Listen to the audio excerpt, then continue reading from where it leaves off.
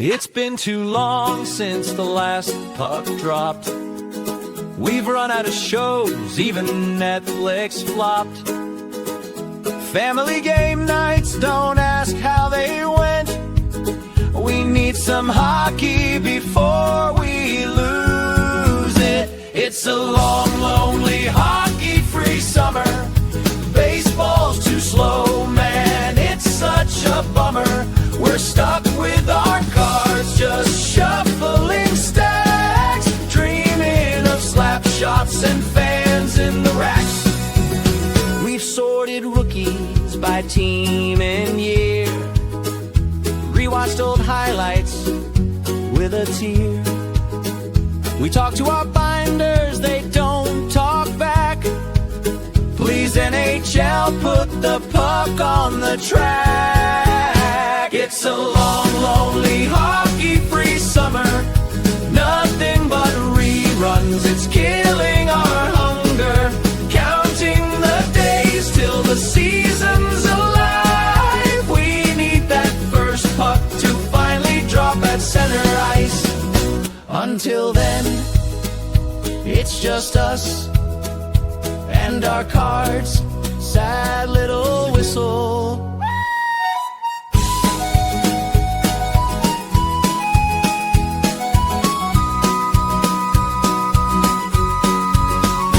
It's a long, lonely, hockey-free summer. Baseball's too slow, man, it's such a bummer. We're stuck with... Hello, welcome to episode 319 of the Hockey Cards Gongshow podcast. My name is Josh. I'm here with Baba Louie. I'm here with Phil. What's up, boys? Hey. What's going on? What a banger episode intro there. That was fantastic. Close to the heart. Very close to the heart. Yeah, hockey needs to happen soon. Yesterday. I'm feeling it. Are you guys feeling it? I'm No. feeling something. I have a void that needs filling. Okay. Well, Yeah. I don't know if I can help you out there. Yeah. All right. Well, a lot to get to today. So we're going to roll right into it. Phil, what's going on tomorrow night? Friday nights with Phil. It's going to be a fantastic show. If we, I would like to say last week was very, very chaotic, and this week will be much more organized. But it's a little bit sad because Dave won't be here or there. Here, there, future tense. Anywhere. Yeah, he won't. But that's okay. We have our saviors. Aaron Lapper. He's on Instagram. Good friend of mine. Very good friend of the show. And he's going to be co-hosting with me. And none other than the young pup in our little group, Mr. Chandler. Chan the man on Instagram. So it should be fun. A difference of a couple of generations there. So we'll see what happens. Yeah. You think Chandler's going to get under your skin? Probably. Most of the youth does. So we'll see. Most of the youth does. Okay. Well, head to gpsportscards.com to get your spots for their Friday night lineup of breaks. They go quick, so you got to get them fast. And of course, GP is the official breaking partner of the Hockey Cards Gongshow podcast. They're almost doing shows and streams or whatever you call them daily now on Whatnot too. So you can check them out there almost like, again, every day. And finally, if you want to sell Grant all your hockey cards, well, he can't help himself. He's an easy market. He can't though. He just can't. It's true. I mean, it's I'm not a sorry. bit. It's he can't. Like, oh man, I shouldn't be doing this. He coughs it up. Especially if it's good stuff. So you want to hit him up on Instagram, maybe call their shop and set up time with him to share what you have. And who knows? Maybe you guys will work out a deal. A quick mention for PCI, which is an acronym that stands for Private Collection Insurance. Our guy Enzo Ferrari, coolest name ever. If you have not reached out to him yet to check in on insurance for your collections, well, what are you waiting for? Seriously. It's typically a lot less than you would think and can completely save your bacon in case of theft, misplacement, accidents, fire, water damage. Well, really anything that goes wrong. You're covered in your house, on the road, in the air, on the land, and sea. Anywhere. What are we, Navy SEAls? Even underground, I guess. Yeah, we're the post office / Navy SEAls. There's policies for regular old collectors like us bros or car dealers too. So head to privatecollectioninsurance.com, set up something up and check out what coverage would make most sense for you. Okay. Lastly, you can support our show, the Hockey Cards Gongshow podcast, by Patreon. As little as $5 a month. Be one of our Future Watch Gongers out of the $199 or out of the $9.99. You get exclusive access to our Discord, Fantasy Hockey, which is coming up. We're going to do a scavenger hunt with some fantastic prizes to start the season, and all the prizes. Other fun that we have there. You don't qualify. Sorry. Oh, yeah. Well, that's a crock. Dave enters every contest we ever do, and he says, "What if he wins?" Well, he says if he wins, he'll say like, I'll just give it to the next person or whatever. I'm like, that's called being a wrench in the wheel, sir. Yeah, you just have to do it over again. That kind of stinks. Yeah. If you want to support our show, it's very easy to do. Just go to our website, hockeycardsgongshow.com, or email Phil. No, don't email Phil. But he does have a gongshow.com email now, though. You just go to our website and you click on the Become a Patron link at the top of the page. Or if you want to skip that, go to Patreon directly. Go to patreon.com. Search for Hockey Cards Gongshow. There's a link in the show description on YouTube and on the podcast apps and our Instagram and TikTok profiles too. Baba Louie. Yo. Hi. Hi. You ready with the game plan? Always. Okay, let's do it. Okay. Starting off with get to know your Hall of Famers. After that, it's some hobby news. Then it's the eBay sales, top 20 players year to date continued. We're going to go 10-1. Then it's new product releases and Josh's personal pickup. Yeah, I'm the only cool collector today. Oh, I took a picture. I did pick one up this week. Oh, too late. I'll hold it up. The good news, Bill, is we have a show like every 3 days. So I know, but I was excited. I even took the picture. I'll show it. Let's get started by profiling the next player in our Get to Know Your Hall of Famers series, where we're learning about every single Hockey Hall of Fame player. We started with the first Hall of Fame class of 1945, have been working our way to present day. Today's Hockey Hall of Fame player we're going to learn some more about is Billy Gilmour. Billy Gilmour. Oh, he's an Ottawa legend, brother. The family. Yeah, that's a big one. Okay. That's a big one. All right. Well, then you can follow along and fill in where, there's gaps here, Phil, since you know so much. I know we have a government building dedicated to the family. That's about it. Oh. The Heritage Building, they call it. Yeah. Is there an outhouse dedicated to your family in Ottawa? No, but I have no problems going outside for one or two. Okay. Yeah. Sure. Shocking. Okay. Hamilton, Livingstone, Billy Gilmour lived from 1885 and passed away at the age of 73 in 1959. He was born in Ottawa, passed away in Mount Royal, Quebec. Billy played right wing and in a hockey career that lasted from 1903 to 1916. Played for only 2 teams of high-level hockey, the Ottawa Hockey Club and Montreal Victorias. Gilmour was a right winger.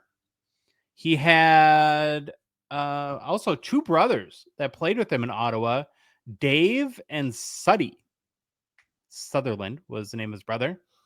He also had another brother, Ward, and a sister named Gilbert. I'm sorry, what? Yeah. It's different. I'm sure she was a babe. Yeah. This is my friend Tom and his wife Gilbert. Okay. Amazingly, Billy Gilmour was part of 5 Stanley Cup champion teams, all with Ottawa, Phil. 1903, 1904, 1905, 1906, and 1909. While Gilmour was playing hockey in Ottawa, he was also studying engineering at McGill University and would later work as an engineer after his career had ended. And when World War I started, Billy enlisted in the Canadian Expeditionary Force and was commissioned as a lieutenant in the 1st Construction Battalion. So he put his engineering degree to good use in service of his country, which is very honorable to do.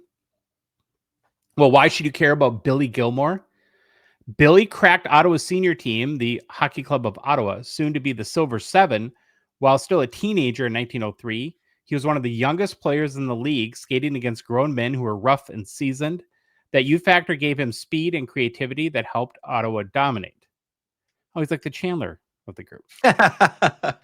Yeah, well, Chandler takes my energy. He doesn't give me energy. Oh, ouch. Billy was part of the famous Gilmour brothers, Dave, Suddy, and Billy, who helped establish Ottawa as a hockey powerhouse in the early 1900s. Imagine 3 brothers skating together at the highest level. It was the original family dynasty in Canadian hockey. He played a key role in the Ottawa Silver Seven, the team that dominated the Cup from 1903 to 1906. In 1903, Ottawa took the Cup from the Montreal Victorias with Gilmour's slick skating and playmaking helping them push them over the top. When Ottawa defended the Cup against Winnipeg Rowing Club in 1904. That's what they do in the off season of rowing. They play hockey. Yeah. I guess. Or they row on ice. Billy scored clutch goals, helped Ottawa keep their dynasty rolling. He wasn't just a supporting cast member. He had moments where he carried the play by himself. In 1905, in one of hockey's most legendary mismatches, Dawson City traveled 4,000 miles by dog sled, ship, and train to challenge Ottawa for the Stanley Cup. Ottawa annihilated them 23-2 in one game, and Billy Gilmour was right in the middle of the route. Frank McGee, his teammate, scored 14 goals. Oh. But Billy set him up repeatedly. Fans still talk about it as one of the most lopsided games in sports history. Do fans really still talk about that? Yeah, I don't think so. Probably not. No. Remember the dog sled game? That was crazy. Dawson City. Those mushers. Yeah. Billy stood out because he was known for playing clean, skillful hockey at a time when the game was brutally rough. Many contemporaries commented on his sportsmanship, which made him beloved by teammates and respected by opponents. Billy wasn't just along for the ride. He scored important goals in Cup matches. In 1906, when Ottawa defended the Cup against Queen's University, Billy lit the lamp and contributed to keeping Ottawa on top. Unlike some of his teammates who became famous for controversy or coaching careers, Billy quietly stepped away from top-level hockey in 1909. His departure didn't make the same headlines as others, but he left behind a resume with multiple Cup victories and a Hall of Fame legacy.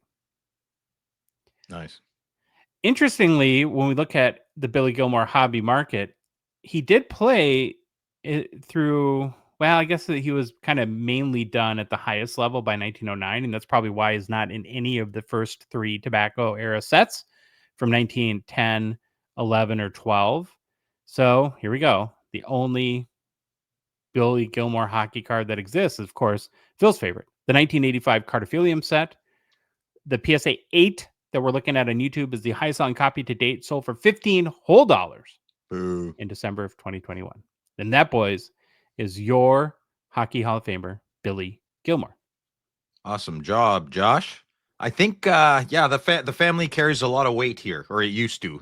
I believe a milling or a lumber company over 100 years ago. Very recognizable name and family in Ottawa. I kind of want to find a picture of Gilbert to see if she was a smoke show. Yeah. Hey, what if she's? What if she was like super hot? Wouldn't that be funny? Yeah, like maybe she worked out and worked on it. I don't know. Yeah, okay. Slab Sharks, Gongshow partner sponsor, thankful for their support of our show, this show. The Slab Sharks weekly eBay auction with almost 5,000 cards ends tonight. We'll be live on YouTube starting at 8 p.m. Eastern, covering all the exciting cards ending, having fun with the chat. And by we, I mean not me, because I won't be there. I have my kid moving back to college, so I have to go spend thousands of dollars on like toilet bowl cleaner and stuff for his apartment. It's going to be awesome. Yeah, not looking forward to it. No. But I actually, have you guys like taken a good look through the auction? There is heat in this. Really? Auction. I haven't looked this week. No. Heat. Oh, heat. It's hot. No, really good stuff. Okay. So, Dave will be there. You'll get your dose of Dave, Phil. So that'll be nice. Excellent. Very looking forward to that. And the boys will be live with tons of great cards available this week, and they'll be mucking it up with the chat. So head to slabsharks.com to get your bids in. If you want to join the movement that's sweeping the nation of America, that's what I heard. Yes. We're now even the forgotten American collector, the poor, lonely, sad American hockey card collector, can now easily turn their hockey cards into cash via the bestest and biggest weekly hockey auction there is, because they work with dorks like us, the same dorks you're looking at right now. We help you avoid all the hassles of international shipping, because nobody likes that. Even messed up people don't like it, I heard, right? So you just send in your submissions to the Gongshow PO box, and we'll use our secret weapon to get your cards to Slab Sharks HQ and straight into the next auction, because we have something no one else does, or no one else can match. We have a Baba Louie, and that's how you get cards across the border. Easy peasy. But be careful, though. As effective as Baba Louis are, they do bite. You just have to warn you Mhm. there. Now, all you really got to do is send your cards or a PO box address, and which is in the show description or that's listed on the Slab Sharks website. You get them to us, we'll take care of the rest. And for complete consignment info about the Slab Shark service, including payout rates, and to get the consignment process starting today, head to slabsharks.com. Is your post office big? Ours isn't. No. No, I'm Is it mad in at them. They don't. Is do it a good job. pharmacy? Do you guys, or do you have like No, a building that's? it's a building. Yeah, Oh, okay. they're all pretty much they're standalone buildings in the United States. Cool. Okay. Yeah, so you can't get like a soda or diarrhea medicine or something. Oh yeah. I don't go to the pharmacy to buy soda pop, but Okay. I think Americans do, I guess. Yeah. Well, a little early this episode, but because we got a lot of stories to get through, we got a hobby news. Hobbity news. I got nothing. Hobby news. Jeez, caught you off guard there. I'm a weekend warrior. Yeah, we got a lot to get to. Some good stuff too. So I don't know if you guys saw info on this, but there's a whole bunch of new seller tools that eBay has rolled out. Cool. This information comes from Sports Collectors Daily. Oh, So I'll run through them. I think there's like 4 or something like that. It's crazy. The first one is now you're going to have the ability to send offers to prospective buyers through the eBay messaging platform. So basically you can negotiate with sellers through messages, which you could never really do that before. Seems like a good move to me. It's currently being rolled out in the US. So I guess sorry, Canada and Europe. Not for you yet. You guys get everything. You get McDavid high glosses. You get all these new things. Yeah, interesting. A lot of controversy on that card, huh? There's a McDavid high gloss for auction in the US that the buyer said, I don't want anyone in Canada to buy this. It's not available on ebay.ca. I don't know if that's the best strategy, but probably not. No. When that was sent in our group chat, I was freaking out. I was looking all over eBay. I couldn't find it. And then I 10 minutes later, I read the rest of Carter's message. And I'm like, oh, it's not on .ca. It's only .com. Wonderful. Mm-hmm. How do you guys like that move? The ability to negotiate in the messaging part of it? Not particularly, because I already do that with everything I like on eBay. I always DM the person. So now this just kind of levels the playing field for me. So no, I'm not a fan. I don't want Takes other away people your advantage, you think? Yes. Yes. All right. Well, the next change is an automated feedback option. So this is set to launch in the US in September. Do I need to apologize again, Phil? Or you don't get it? Okay. Sellers that use tracked shipping will automatically get positive feedback when the card is delivered on time and with no reported issues in cases where the buyer does not provide feedback. So eBay reports that currently only about 1 in 3 buyers leaves feedback. And their goal with this tool is to increase visibility of seller performance and then, of course, build buyer trust. The company at eBay had a quote, so I'm going to read it. It's a simple way to ensure sellers' reliability and professionalism are reflected publicly, even when the buyers stay quiet. So that's going to really crank up probably the feedback scores for a lot of people. And so I was trying to think what are like the intended and unintended consequences of all this? And we might have to recalibrate a little bit, like when we're looking at bid history. Yeah.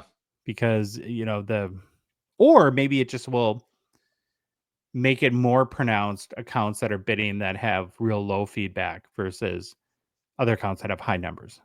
I never worry too much. eBay protects the buyer so much. I mean, I've never had a problem. If I have, it's been solved quite easily. Okay. Have you guys? Have you had big mishaps? And I know California Dave gets through problems because he plays in dirty areas. And 1 month he had 6 people who never received a card emailed. Poor guy. Well, the next change actually he'll love because eBay is trying to address that issue a little bit. So eBay has announced they're implementing additional protections for sellers whose items are sent are reported as not received. I'll explain in another little bit lengthy quote from the folks at eBay. So what they said is a major pay point for our sellers happens when delivery delays lead to INR. Oh, we got a new term, guys. INR, item not received, claims and unexpected refunds, only for the item to arrive days later. Has that ever happened to you guys where somebody said I didn't get it and then they request a refund and then it shows up a couple days later? I think I've been on the other side of that coin. I've received a card, ran to the mailbox, and it's not there. And the first time I freaked out, I don't remember what happened, but it came the next day. It's happened maybe I could count on both hands since then. So if it's always been there the second day. And what I think happens is the person delivering it scans it maybe a little too early, and they just try to look good in their internal app maybe. Mm-hmm. No. So starting in October, eBay will introduce a new improvement to enhance trust and reduce friction from these premature INR claims. Sounds dirty. If a seller ships on time with eBay, labels and tracked shipping, and tracking shows the item delivered after a refund was issued, eBay will reimburse the seller for the item cost and remove any negative or neutral feedback left as a result of the delayed delivery. This ensures sellers are not penalized for delays outside of their control and reinforces our, as in eBay's, commitment to standing behind sellers who do the right thing. Seems like a good change. That's good. It's all very nice in theory. Mm-hmm. Sure. And then lastly, the company, like, well, everyone else in the world, is working on implementing and integrating a number of AI tools to help track your selling business on the eBay platform and make it more efficient to manage. One of those changes will be faster listings. So with just a few inputs like images, product identifiers, and catalog aspects, the API will generate through eBay optimized titles, item specifics, descriptions, and more. eBay stated the tool will begin rolling out to select U.S. sellers in a couple weeks. So again, throwing shade at Canada once more. Yeah, we deserve it sometimes. Well, USA is a bigger test market, right? So it works there. It's going to work here. So a lot of updates at eBay. The wheels of progress, I guess, keep spinning. Yes. That's good. They're being proactive. It's about time maybe they defended the sellers a little bit, Yeah. I like that they're, if it, I mean, granted it did show up, but if the package says that, if it showed up and people don't leave feedback, at least it's kicking that in there. So I think the seller deserves something for doing what they're supposed to do, package, ship, and get the card there on time. And I really try to, I don't do it every time I get something, but like maybe every 2 weeks, I'll go into my purchases and I use one shot. Same slogan really with everybody, but then I'll go and provide feedback because I think it's important for sellers to get that score. Yeah. Build that trust. You're a better man than me, Louis. I do not do that. I used to do it every time I got a card in the mail, and then I was like, oh, God, I can't do this. Well, then you started buying 17 cards a day, and it got laborious. Yeah. Now I just buy one card a week or less. The worst is when the eBay seller sends you an email. Hi, did you get the card? Thanks. Could you leave you a block? Leave me alone. I'm you're giving harsh. my money. Well, I don't know. I don't block them, obviously. Well, I think the reality is that someone's much more likely to leave negative feedback than positive feedback. So if you think about it, it's probably a little bit the negative feedback's a little more skewed, right? Because when you're all fired up when something bad happened. Yeah, who tweets and posts positive things? Psychopaths. That's who. People like to post negative things. The world. I want to start a new podcast where you just the world according to Phil. That'll be Phil's world. Phil's world. Yeah, careful. You might not get let out. Digital repacks. Oh, you guys familiar? No. Arena Club? They're the new. Yeah. They're one of the big ones. So the story comes from the Collect website. Whose? That don't do it. It's midweek. Come on. All right, fine. For you, Phil. So I sort of feel like we as in the hobby and the people associated with the hobby, we're literally going to find every way humanly possible to create a way to get cards. Yeah.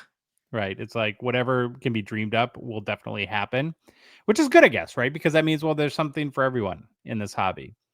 So let's talk about what digital repacks are first, because they're becoming very popular. And if you're not familiar, you probably should know about it. So similar to physical repacks, digital repacks are boxes that are curated by a third party that contain cards that have already been pulled from the packs from which they were created. The cards were created by the manufacturer. Unlike a physical one, though, the digital repacks are open online. So think of it like an e-pack repack. Get it? Yeah. E-pack repack. When the card is opened digitally, the collector takes immediate ownership of that card. Normally, that cards are housed in some sort of vault or something like that. Although, like when Upper Deck e-pack cards, they're housed at ComC, right? Mm-hmm. The collector that opens the digital repack will often have the option, now this is a little bit different, to keep the card stored within that vault that it was in, have it shipped to their house, or in some cases, sell it immediately back to the repack provider for a percentage of the value. What? That seems a little Mhm. odd. Well, it's kind of like pull tabs, right? If you buy $20 of the pull tabs and you get a $10 one, you just bring it back to the bin and get $10 more worth, right? So basically, I don't know. I don't know what a pull tab. What is that? oh, do they not have those in Canada? They They're very. probably. I don't know. I don't know what it is. It's ways to Hustle legally money. gamble. And no, actually, there's a huge tie-in in Minnesota. Basically, all pull tabs support youth hockey. Okay. Well, it all depends on the establishment and who puts them in there to who it supports. Sure, But it all usually it goes to youth, different youth sports or other things. well, It's they like can be. bingo. It's not bingo, but it's like It's literally like a little card that has 3 tabs that you pull, and it's like you win money. You know, they cost I $1 think they to call that $5 Keno each. up here. So winner, Ganyo. Yeah. Like Yeah. I know what you're winner, talking about. Ganyo. Yeah, I think we have something similar to that. My buddy used to work at a gas station, and then if over half the box was sold and the big hit wasn't done, he would buy it. Yeah. He would buy the whole. Yeah. Okay. I think we have that up here. Yeah. We're speaking the same language. We Okay. have a few towns where people buy so many of these that hockey's basically free. Why, really? Yeah. Mhm. That can't be. Okay. Okay. Do they go to Gambling Anonymous? Like, I don't know. Well, whatever. If it's helping the kids, screw them. So, like in this example, like let's say you buy a repack and you hit $100 card, but it's in your case an Austin Matthews card, and you Mhm. don't want that. And so I'm assuming that whatever system that does these digital repacks will have like for $80 they'll buy it back, and then you can buy another $100 repack. I don't know. I'm conflicted on that. I don't know. So I was originally going to say, oh boy, here come all the people and all the social media. You can't do this. The gamblers, this the kids. They're going to gamble and blah, blah. I was going to say that. But now I'm like, well, that's a little too gambly. Like, I don't know how I'm still forming my opinion on that last piece of information. I think repacks and breaks are great if they're done properly on the up and up. Mhm. That last little part makes my spidey senses a little odd. So I got to absorb that for a bit. Okay. Well, you'll have time because I'm going to go on a rant Okay. in a second. I'm Well done. gearing up. Okay. Go Get it Mike. ready. Okay. Yeah. So again, there's a couple options, right? Store it at the vault, and not with everyone, I'm sure, but or have it sent to you, or then maybe sell it back to the person or the repack provider. The 2 most popular digital repack companies right now, according to Collect, are Arena Club, which you mentioned, and Courtyard. I never heard of Courtyard. Have you guys? Mm-mm. No. That's where the boys go to play, yo. Yeah. Courtyard. Okay. Yeah. Well, so they listed an example. So Courtyard has a $25 repack, and these are the odds according to that repack. So you'll hit I guess the floor is a $5 card for $25. You get a 29% chance to get a $5 to $15 card, $15 to $25 card, 40% chance. So to come ahead, break even or come ahead, 25 to 50, 23% chance, $50 to $100 card, 6% chance, $100 to $200 card, 1% chance, and $200 to $400 card, 0.1% chance. So That's a I big mean, tier, right? So you're saying there's a chance. they're saying there's well, and hey, at least I don't know if those are good odds, bad odds. I think that's to the eye of the beholder, but at least they're publishing them. Yes, Mhm. transparent. Yeah. So I think the pros of the whole digital repack thing, from my perspective, is it provides collector immediacy, just like ePack, right? ePack, if you decide, we were at the cabin and somebody like Chandler, I think, said, let's rip something tonight. We were miles and miles away from a hobby shop and it was the middle of the night. So you can go right onto ePack and get your fix right there. This is, I think, provides the same potential benefit if you want to look at it that way, from a repack perspective. Now, of course, the flip side of that is it can be bad for people with impulse control versus having to wait and go to a physical store to buy a product. I want to get on my soapbox now. So let me climb up there for a minute. This is my opinion, and it's just me. It doesn't mean I'm right. You can, please, let's have a conversation in the chat, or you guys can disagree with me. But I want to talk about the gambling thing for a minute. Yeah. Oh boy. And in the context of repacks. I'll start with my thesis, my point. Isn't this entire hobby a gamble? I just think that this whole like gambling bit, whether we're talking about break-in or repacks or whatever the product of the week is kind of a manufactured sort of content pitchfork nation sort of thing that's easy fodder for content creators like people like us, right? Because I see it as a distinction without a difference. And I'm not saying there isn't an element of chance or if you can't make the argument it's gambling on a repack. That's not what I'm saying. But because the whole gamble argument implies that I'm spending money to get some sort of return on investment of that, right? So that's like definitionally what gambling is, right? I'm going to put out $25, $50, $100 for a repack, and I'm going to base my satisfaction on what I get in return. Now, Louis already made the point, well, he doesn't open boxes that way. That's not his goal. So that to him definitionally isn't gambling. But let's say for the sake of argument that that's how I do. That's how I look at the hobby, right? I spend $100. I want to get hopefully more than $100 back. Everything you do in the hobby follows that same principle. How many of us on this, I can't see you, of course, in the chat or on the podcast app or whatever right now, but I'm looking at you two. How many of us have bought a card and 2 years later it was worth half of what we paid for it? Raise your hand. Both hands. That's gambling. It is, right? You spent $100, now it's worth $50. It's happened to all of us, right? Mm-hmm. The last time I bought a hobby box that I made money, I'm not kidding. This is no joke. It's been at least 20 hobby boxes where I've come ahead in value. At least 20. How is that not gambling? Every time breakers come up, that's gambling. Now repack is gambling. I mean, at some point, you either choose to participate or you don't, understanding that this is not there's Edward Jones doesn't sell repacks as part of your retirement investment strategy. Right. And so again, in my opinion, if you want to make the argument that a repack or breaking or whatever it is gambling, then you have to apply that to the entire hobby because it's the same principles across every way possible that we spend money. Now, some areas have maybe a little bit more risk than others.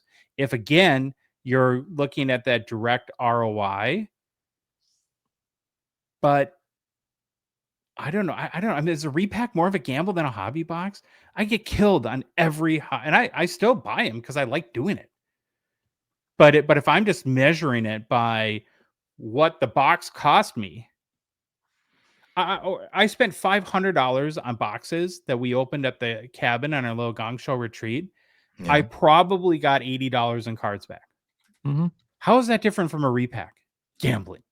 Explain that.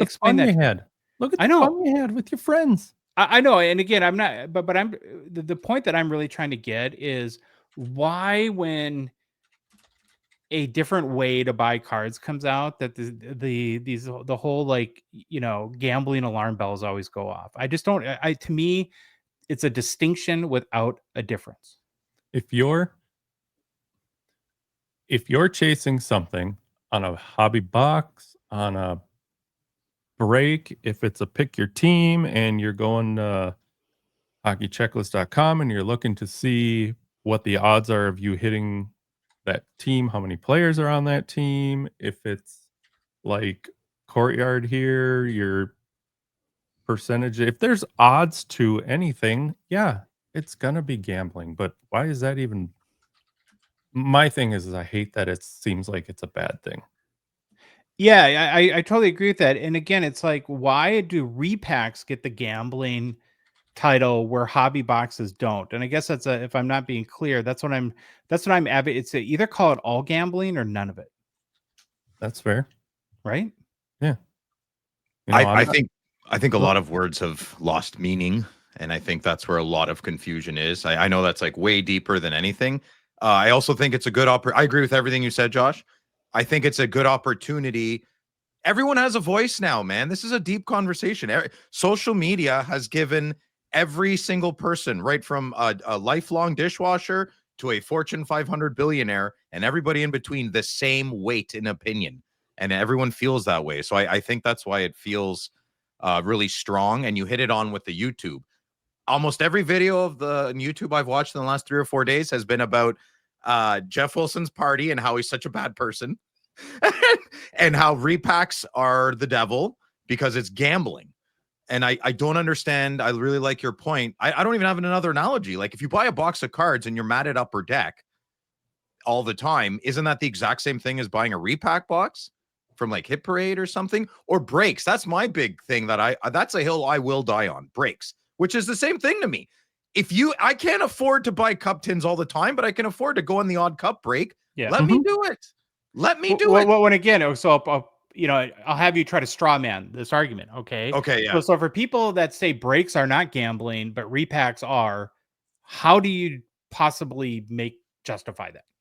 I don't think a lot of folks could have a one-on-one conversation in a very civil way talking about this. I think they'd be dead to rights. Yes. like now, if you break it down, it's not a complicated process. If you define the terms at the beginning of a conversation, it's hard to argue. Life is a gamble. Life is a game. Going to work is a gamble. Like, aren't we gambling all the time? We get into our car to try and get to our destination to make more money, right? I could stay home and make less money, but it's safe. I'm not gambling. I'm not gambling my life away. It's semantics. You can look at it all different ways. Well, you better lower the gambling age in Minnesota to 4 or 5 years old then, because every time little Johnny goes to the store and buys a pack of cards, Pokemon he's gambling. So, yeah, what about Kinder Surprise? A Kinder Egg. They get them young. I don't know what's in there. Is it the Stagecoach? I don't know, kid. No. It's a rite of passage for someone to show their virtuosity. I firmly believe that. I know I sound a bit of a jerk saying that, and I know I say it a lot, but I really don't know what else to say. It's an opportunity for people to show how full of integrity they are. You don't have to buy it. You don't have to buy the thing. Well, and I think like it was funny even, and I'm not picking on you, I'm just illustrating this point that when the part of the story came up where you could immediately sell it back to the repacker, right? That kind of triggered these sort of like gambling spidey senses in you. Yeah. But what I think when people call that gambling, what they're really talking about is impulse control, right? And I mentioned this before on the show, and anyone that's kind of interested in this stuff like I am, like I left a 25-year like really good marketing career to be a hockey card podcaster, which is funny. We didn't. Louis and I did not ask Josh to do that. He just did it on his own. We went to work and he didn't. So talking about like midlife crisis, huh? I know, you should have bought the Corvette, Josh.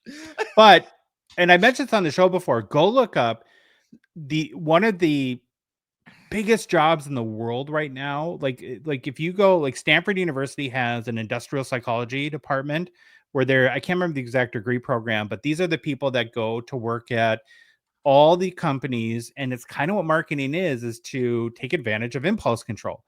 The algorithms of social media, of TikTok, of Instagram, all those are specifically engineered to suck you in and not let you out, right? When you go to McDonald's and it's like, hey Phil, you want a supersize? You want more fries? You Yeah. want bigger Coke, right? That's designed to get you to spend more money to play against your impulse control. So when you engineer into your sales and marketing strategy the ability to sell the card back to the repacker instantly, now the repack company, whether it's Courtyard or Arena Club or something like that, they're going to try to make the point, and there is some validity to this. That's like, well, if you got an Austin Matthews card and you don't want it, isn't it a benefit to you to be able to immediately sell it and maybe get a repack and hit a card that you like? But it also is a way to appeal to your lack of impulse control to get you to buy more. And every company in the world is doing this. Am I saying it's good, it's right, or it's ethical? I don't know.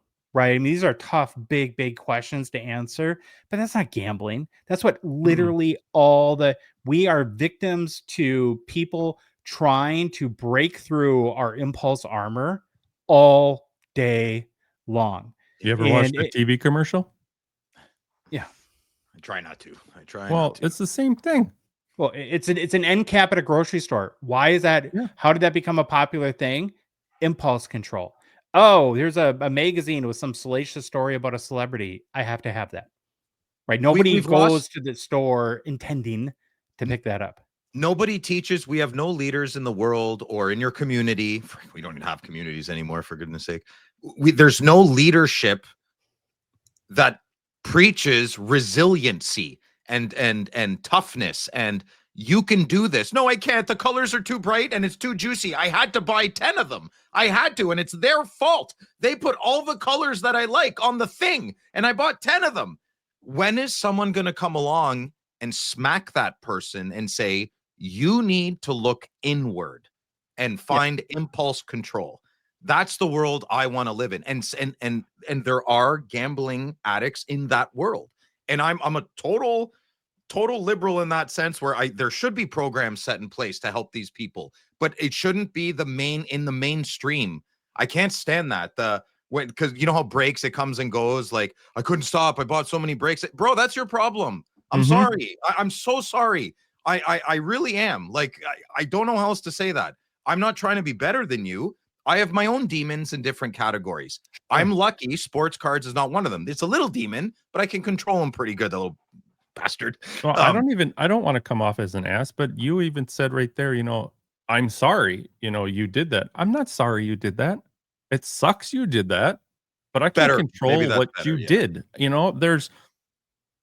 don't even know what category this would fall into, because I think along the lines of Josh's Stanford thing, they break down that there's recreational gambling, there's problem gambling, and there's pathological gambling, which are the three main types. Recreational doesn't hurt. Well, for most of us, without an issue, ripping a box of cards would be recreational gambling to me, if you want to call it that, because it doesn't have any negative impacts. I might not get a banger, but I could afford it. I did it. I had fun. Fine, call it gambling, but it's recreational. It didn't affect me in any way. Fantastic point. And again, I go back to, if you want to call repacks gambling, that's fine. You can make that argument. But if everything else in the hobby then falls under that same purview as well. You can't say that repacks are gambling and opening a hobby box at your local card shop isn't. There's no difference. None.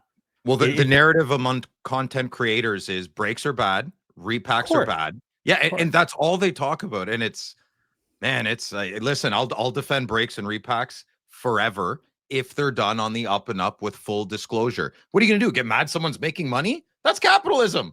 Don't buy it, right? You can't get mad at that. You got if you're hustling and bustling and working 12 to 14-hour days trying to put an idea into material, you deserve the fruits of that. You deserve more than the person who is not. And that's how I believe, right? Of course. So if they're hustling and bustling, man, they got to make money. If they're being sneaky about it and a bad actor, well, they should get everything coming. Oh yeah. I mean, unethical, and as long as it's transparent, I'm cool with it. And what I just don't understand, and it's just me probably being naive, right? Because it's an easy content win for everybody, whether you're a media site or a podcaster or a YouTuber, whatever you may be, to get up and scream to the heavens, this is gambling, blah, blah, blah. You know, it helps you be controversial and, you know, part of the whole Pitchfork Nation that everyone I wants to love be that. a Pitchfork part Nation. of. But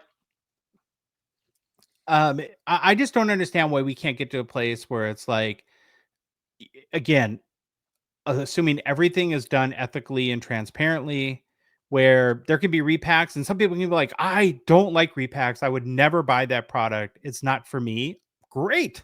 Then don't. You know, then don't do it. Then buy I'm breaks. happy you know who you are. I'm happy Yeah. you looked inside. You know that's not for you. I have lots of things that are not for me. I tried them once or twice. I don't like them. They don't upset me. When someone orders vegetables beside me at a restaurant, I don't yell at them. I smell them too, and I don't yell at them. It's okay. I think I know where the deep end of this is going, but I don't. I do, but I don't really care if you call it gambling. Even if I say I win every time, sure, it's still recreational gambling because I don't know what I'm going to get. But that's no different than Josh wanting to watch a movie and he tells me this is really good. I'm gambling whether I'm going to like it or not. Yeah, your time. Same What's more difference. valuable, the time you spend on a box, or the money you spend on a box, or the 2 hours of your life you spend? Yeah, I mean, there's so many like deep level ways you could go about this, and Just yeah, power to yourself. Just more power to your thoughts and yourself. Just like I don't know how else to say that. Like just be unique in your own thoughts. Don't be part of the Pitchfork Nation.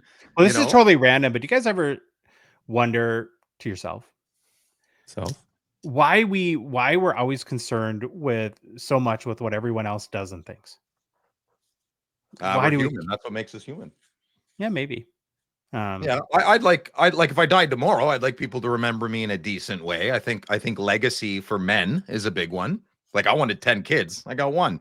You know, so well, you're not very fertile. Yeah, apparently not. And my swimmers took a nap, I guess. I'm gonna bury you with that damn comb. No, don't. I need it. It's good. So again, digital repacks. You just listen. If you don't like something, you don't have to hate it. That's about every point. Yeah, that's just why the do we one thing. hate everything we don't like? Oh, that was sport. Sports bled into the world. You know, sports bled into politics and religion. It's bled in everything. So give us our sports back. Leave us alone. There was a final.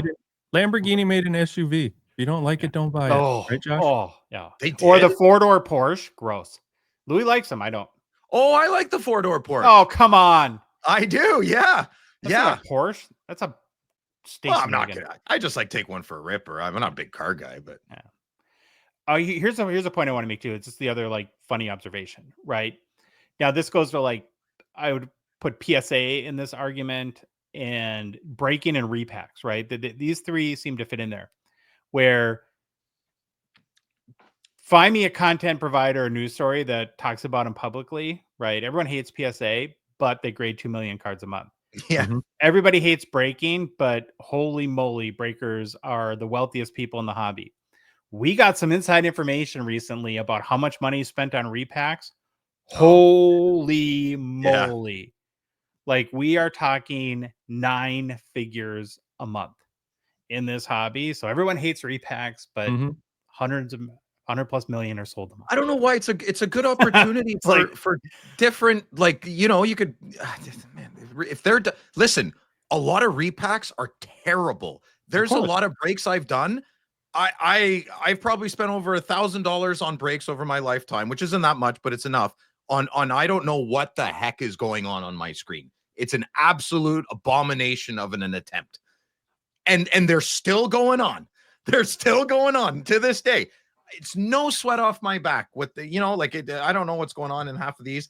It does not affect my life in any way, shape, or form. I hang out where I like to hang out, and that's in Grant's breaks as I'm a moderator, because I think Grant does them very well. He does them how I would like to. I would love to open up. If I won the lottery tomorrow, I would start breaks. I'd hire a bunch of beautiful men, beautiful women, and it would be breaks at night or something. I don't know. I would have some crazy idea. I'd probably do repacks too. I think repacks are great with full disclosure on the up and up. Of course. It's the greed I think people get really mad at. And not the businessy side of it. It's the greed level. You know, that's what I get upset about. It's But, like, okay, this is you again, though, being a What? staunch advocate for capitalism and complaining about capitalism. because I 80% profit margins are insane. You're a tyrant if you're going for 80% profit margins. I'm 20 to 30 in my business. If I get 30% margin, it's great. If I charged $1,000 to an older lady and it only took me half a day to do the job, she's getting a couple $100 back. So yes, I believe in capitalism. Did I work hard? Yes. I'm not taking the extra $200 from your grandma. Is every clothing company greedy? Because like on Polo, Ralph Lauren, they have about 100% profit margin. Yeah, see, I don't know I don't know how to explain. I don't have the vocabulary to explain my thoughts best on Is this. the auto repair industries bad because they do everything off of book time, but if they do it faster and do 3 jobs in the time of one job, I they don't still feel that's collect right. the same amount. I don't really believe in right or wrong. I don't feel that decision is full of integrity. No, I don't. I don't disagree with you. Yeah, no, my only point on greed is that there's no single definition of it. It's a moving target. You ask 1,000 people to define greed and you're going to get 1,000 different definitions. So that's a great point. It's my gut. It's just my gut feel. When my eyebrow twitches a little, like, come on, like I have a business. I don't like ripping people off and I like providing. I'm not cheap. I'm very expensive. Where our rate is probably the highest in Ottawa. We greedy. deserve it. Yeah. All right. Okay. All right, let's wrap this move up. on. We're gonna move on. Got a whole day tomorrow to go on. You got a whole day bastard. tomorrow to rip people off. Let's move on. Yeah. Oh man, I can't wait. Well, on to a get move back. long overdue, the Red Wings of Detroit have announced they will retire Sergei Fedorov's number 91 next year. About time. Very excited about that. The ceremony will happen on January 12th at Little Caesars Arena and will coincide with the Red Wings centennial celebration that's taking place in 2026. Now, via a release statement, here's what Fedorov had to say. I'm extremely grateful for this tremendous honor. Thank you to everyone with the Red Wings organization, especially those who helped bring me to Detroit and gave me the chance to play for such a historic franchise. I was fortunate to be a part of some unforgettable teams, and above all, I'm proud of the 3 Stanley Cup championships we won for our amazing fans in Hockeytown. The memories made along the way with legendary teammates, coaches, and exceptional ownership will stay with me forever. Lastly, I want to thank Chris Illich for the call yesterday to share the news about retiring my number. It's a moment I'll always cherish, and I can't wait to see everyone in January. Nice. Fedorov's jersey. What? Oh, yeah. It'll be the 9th jersey retired by the Red Wings. So he'll join Terry Sawchuk, Red Kelly, Nicholas Lidstrom, Ted Lindsay, Gordie Howe, Alex Delvecchio, Sid Abel, and Steve Yzerman as the Red Wings players who have been given the honor. Now, as a Red Wing, we mentioned Fedorov won 3 Stanley Cups, 1997, 1998, and 2002. With the team, he scored 400 goals, accumulated 954 points in 908 games played. It's the 4th most goals in franchise history and the 6th most points. He won the Hart Trophy as a Red Wing in 1993-94, the Ted Lindsay Award the same year, 2 Selke trophies in 93-94 and 95-96. And Sergei Fedorov's rookie is a 1990 Young Guns PSA 10 pop count is 1,104 with a 30% gem rate, last sold for $65 on August 14th, up about 20% in the past 3 months. Overall, this card's, you can get it between usually $55 and $70. And this is my favorite childhood card. This is the reason, this card is the reason why I'm a hockey card collector. I was hooked when it came out. Yeah. I still get those feelings when I look at it. And it's like the butterflies in the stomach. Yeah. And it's the only card. So it'll always have a special spot for me. Any guys' thoughts on Fedorov getting his number retired? Well, I think it would have happened a long time ago if it wasn't for the debacle, right? Like, didn't Anaheim swoop in and offer him a contract there in early 2000s? And that I thought it was Illich Carolina. Family? I thought it was Carolina. They tried to. They played a big part in getting him over here from Russia, so I think they felt slighted. Oh yeah, the story is crazy. We've told it on our show before, but if you're not familiar about, and it doesn't seem like that long ago, right? Just 1990 or 89 when he was drafted. what these guys, the McGillneys of the world, and then, Fedorov, Pavel Bure, what they had to do to be able to play hockey in the NHL is escape their country, essentially. I mean, he was picked up, I think, in Fedorov in Seattle. I believe it was in Seattle when the Soviet Union team was playing, and they whisked him away in the middle of the night and put him on the Little Caesars private jet, and he defected and got into Detroit. And then if you want even crazier stories, you go back to like Peter Stastny and his brothers, what they had to do to come, 5-6 years, or no, it would have been a decade almost earlier than that. But was it Nick Polano? Didn't they like go like midnight move him or something in the Goodwill game? It was in the middle of the night. Yeah. Yeah. Just crazy. He went to the There's hotel and That's snuck nuts. him out of his room and rushed him to, Sergei, let's go. I'm coming. Like, poor guy. But even beyond that, though, I mean, think about having to, how big of a choice that was, right? I mean, leaving your whole family. And I don't know if he Yeah, as a young ever man, knew if he would ever get to see them again, or what the repercussions would be in Russia for your family, right? Would they be protected? And so it had to have been a very stressful time at the very least, I would think. I'm glad they got. I'm glad he got inducted in there, and everyone, cooler heads prevailed. It only took 20 years, I guess. When did the USSR fall? Wasn't it 91, 92?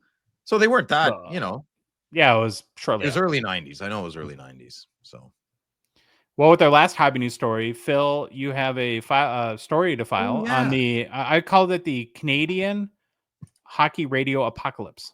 Is that a good way to put it? Yeah, that's good. That's good. I forgot about this. No, I didn't. I wrote it all down so I wouldn't forget. Yeah. Okay. So yes, I heard some crazy news today about some logistical operational decisions made for Canadian radio, more specifically Ottawa radio, called TSN 1200, my hometown. So let me set the stage a little bit. TSN radio once operated across Canada, Winnipeg, Vancouver, Hamilton, Edmonton, Toronto, Ottawa, and Montreal. Sports radio was a primary way fans followed hockey before streaming, believe it or not, kids. It creates strong community identity. Wah, wah, wah. Okay, I'm still going, though. So Ottawa's TSN 1200 has been the flagship for my Sens, the Red Blacks, the 67s, and the Blackjacks. Sens are what matters here. So Dean Brown and Gord Wilson are two, the color and commentary for Ottawa, and they have been here since 92, 93. They're very much threaded in the fiber of Ottawa culture. So Bell Media has shut down 4 TSN radio stations in the past few years. Winnipeg's done, Vancouver's done, Hamilton's done, and Edmonton was done about a year and a half ago. That was a real shocking one, big time, okay? And I'm like, how is Ottawa still existing? So Ottawa still has a contract. I'll get to it. So TSN radio only exists in 3 cities now: Ottawa, Toronto, and Montreal. That's crazy to me. Ottawa's French language rights have shifted recently as well. So that's not too good. That's not very firm. Here's a big critical fact. Yes, break. TSN 1200's contract with the Ottawa Senators ends after this year. So wait for it. Well, now I'm going to say something else. This is the last year of the final 12-year deal. Reduced operations, it seems to be the plan of attack. What do you mean, Phil? Reduced operations? Oh, check this out. So Dean and Gord, who are the color guys and everything, they don't get plane tickets to games and hotel rooms anymore. They have to do it from the office. So the Ottawa Senators broadcast road team is going to be stuck put in Ottawa. Well, that's probably a COVID byproduct when everyone was forced to do it then. And now the suits are saying, well, we need to save money. Well, we did it during COVID, so they can do it again. I just think the writing's on the wall, whichever way you take it. And it makes me really sad. Bring back the local newspaper, bring back local radio, bring back your community association meetings. All those Here's the thing, though, Phil. So I commuted for 20 years. In most of my professional career, I had an hour commute one way. Yeah. Because I worked in the city and we live kind of far up. I was the biggest sports talk radio guy, K-fan here I loved all their shows. It was awesome, right? I don't think I've listened to the radio in 4 years. Well, you're a crazy person. I listen to the radio every day. Me too. Yeah, I just love listen to the my radio. phone, but I listen to podcasts. And I do too. But the I- radio keeps me connected. I feel like when I get in my truck in the morning and sun's bright or snowing, whatever, I put on local radio. I feel good. I do. And I don't even like a lot of the locals, and I still feel good. Like I like being part of the community, and I feel like radio is a bit of the roots of that. Or like we just invented the damn radio transmission not that long ago. Why are we getting rid of it already? It makes me sad. It doesn't and it feel, is sad. It is sad. There's a yeah. part of it. There's a part of change that you always get nostalgic, but they can't be doing this because they want to wreck a flourishing business. There's got to be some No. real financial Listen, I know challenges. I'm a dying breed. Louis listens to the radio too. He's a dying breed. I don't think my son has ever listened to the sports radio ever. It's Dean and Gord means a lot to me. They're probably not going to mean a lot to a guy 15 years younger than me. They're like, "Wait, you listen to the radio? What do you listen to the radio for? Watch the TV." It's like, well, I don't know. You ever go camping or playoffs go late? Not for my team anymore. But yeah, it's just sad. So, Can I have another random thought? I've realized from you and the show that Gord is a very Canadian name. Like Gordo. Yeah. Like, isn't the Tragically Hip guy? Wasn't he Gord? Gord Downey. Yeah. Yeah, and then you have a friend named Gord, and then there's this best Gord. bud. Yeah. I've never met a Gord in America. Have you ever met a Gord? Is it short for Gordon? Is that like the Canadian? Yeah, Gordon. Do you have pumpkins? No, Phil, we don't. No, we have. We Gord. can't. Well, you burned all your witches back in the day. Maybe they don't want to come around anymore. I don't know. Yeah, it's a very Canadian name. I find Gordon very strong and very soft all in one. Mm-hmm. I like that name a lot. Hey, I got a question. Yeah. So now you lose these channels, like Edmonton went, Winnipeg went, Vancouver went. You go, where's everybody? Do they just can't hear it on the radio anymore? Or I don't know, Louis. I get confused when it's all like, oh, the rights, and my Cole knows, he knows all that stuff, but like the licensing agreements, and if one radio station doesn't want it because it's too expensive, another one could lease it from them. I'm not good with that stuff, man. I don't know. Otherwise, you're stuck to like satellite Sirius XM or something for it. I don't even know how. But somebody's got to broadcast the game, though, and it is sad to me to have to listen to a broadcast where they're doing it from an office building 1,200 miles away, because there is you just lose the element of being there.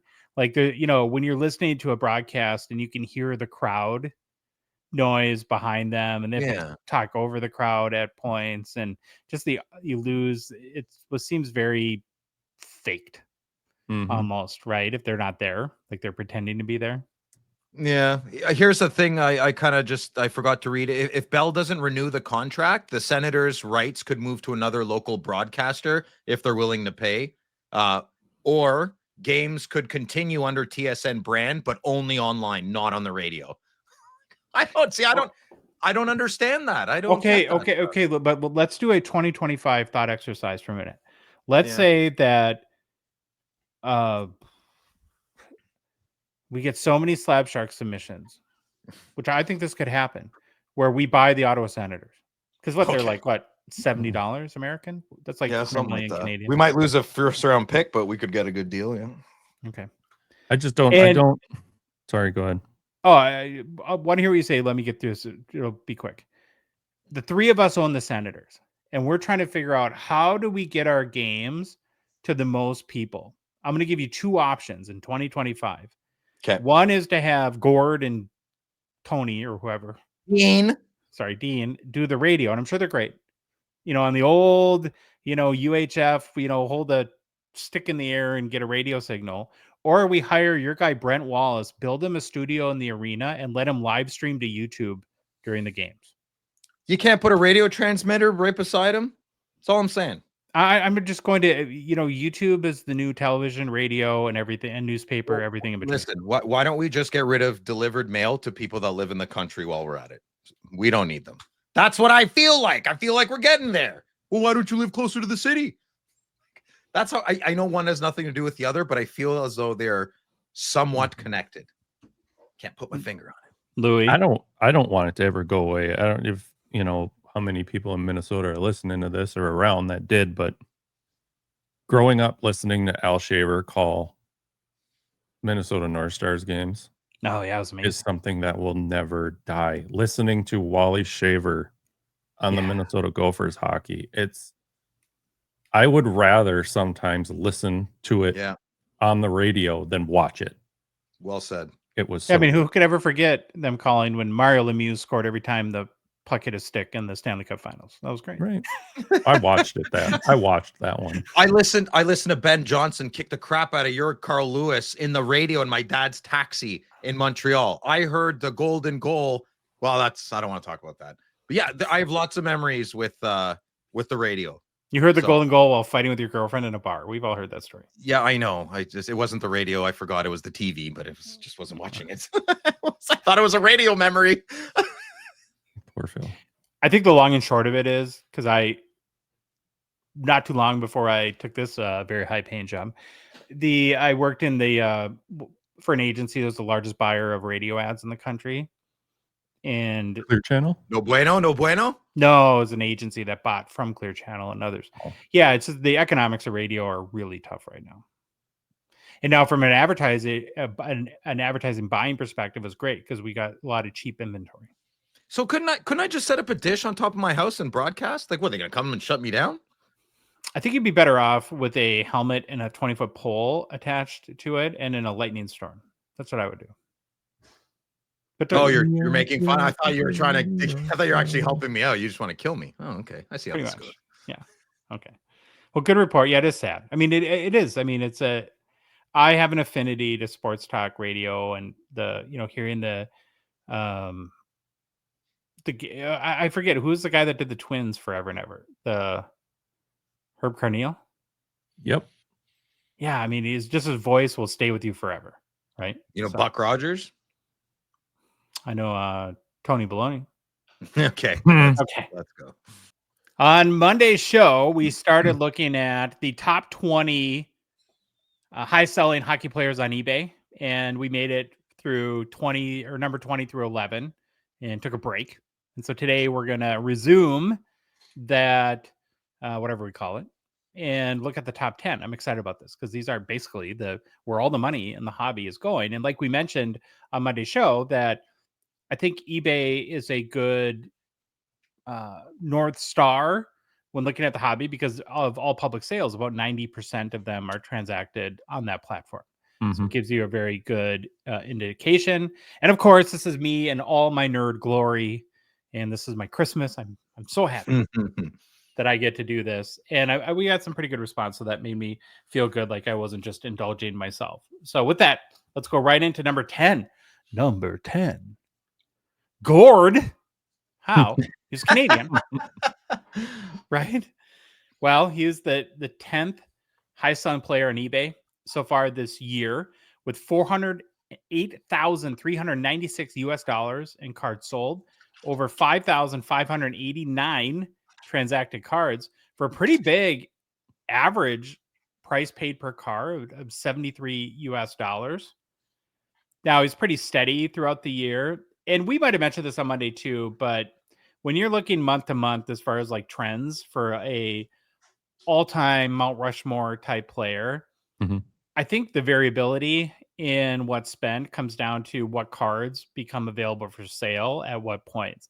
There are Gordie Howe rookies that are worth $50,000, $60,000, $70,000 that if one sells on any given month, that's going to dramatically change the picture for that month. And so, I think he pretty much is pretty steady Eddie at this point. The one thing I did think about though with Gordie Howe is like, well, what would change in the future? And like, what are the odds that, his sales could get stronger in the hobby? And I think that is pretty slim as for two reasons, and you've talked about this before, Phil, but as time goes on, we lose memory, right? It's the amount of people that saw Gordie Howe play are going to be dwindle, right? And so it's all based off of stories and legacy and, what you hear passed down through generations. And then, the more practical side of it too, I think is like looking at just like hockey cards, right? It's really tough now to produce a high-end Gordie Howe Gordie Howe hockey card, because he's, of course, no longer with us, so he can't do any art card autos. There's very little, if any, probably at this point, game used material that they're willing to chop up into a bunch of pieces. And so what do you really do, right? I mean, I think that his hobby legacy will live on through the strength of vintage and probably his rookie and second year in his 1954 Topps, which is an iconic card sales. But You kick it old school. You tell stories around the campfire. yeah. You keep Get to know your Hall of Famers. Yeah. Keep the tradition alive. Does it surprise you at all that Gordie Howe's number 10, or does that feel right? I think we could guess the top 10, so no surprise here. Okay. What about you, Louis? Does that feel right to you? Yeah, I figured he was going to show up on the last one or this one early. Mm-hmm. Well, way more popular and obviously a better hockey player than Gordie Howe would be Lane Hudson, who comes in at number 9. Shimmy shakes. No, he's just a rookie, right? Look at that picture. Come on. He put on lip gloss right before. 12,815 Hudson cards have sold this year to date so far, for a total of $479,381 spent. That's an average of $37 per card. It's the second rookie in the top 20. Remember, Matvei Michkov was number 11. So besting him by 2 spots is our boy Shimmy Shakes. Now, he was a Series 1 Young Gun, so that would have been back in 2024 when that came out. So we don't see that huge March spike when Series 2 was released. But I'd say pretty steady sales throughout the year. Looks like some big cards for him sold in January. I don't know if like Black Diamond or something like that. People went nuts over that. But my big takeaway is the rookie chase is real for Lane Hudson. And it seems in the last 3 months to have stabilized pretty much. Yeah. Okay. You want me to add something? Yes, he's going to be. I don't know what to say to these. I think a lot of these are these numbers are going to go down. Like even if Lane Hudson's, even if he's in the top 10 of scoring and he's a defenseman, it won't that just maintain the crazy pricing? Mm-hmm. I don't think it'll go higher. You're always going to have probably 2 to 3 rookies in the top 10, right? Okay. Until the next one, right? Demidov. So take a back seat, Lane. Right. Yeah, this will just be a rotating door year after year after year with new rookies. Look at Caulfield, poor guy. Oh yeah, he would have 2 years ago. He would have been well on this list. Well, we'll move on to number 8, and that is the second defenseman in a row and the second defenseman in the top 10.